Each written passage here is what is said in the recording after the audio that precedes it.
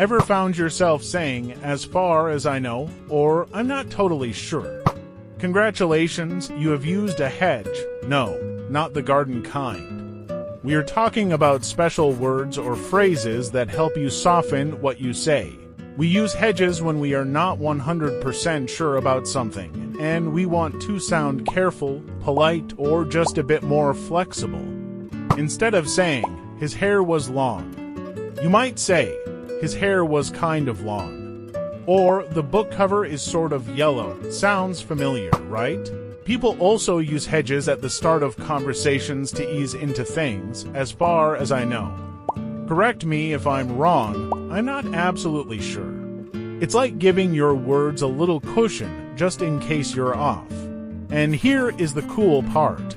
We hedge when we are sharing what we think or feel, not necessarily what we know. There is a big difference between "Jackson is guilty" and "I think it is possible that Jackson may be guilty." One sounds like a courtroom verdict, the other just an opinion, so next time you are unsure, don't stress. Just throw in a hedge. It is the language version of a safety net.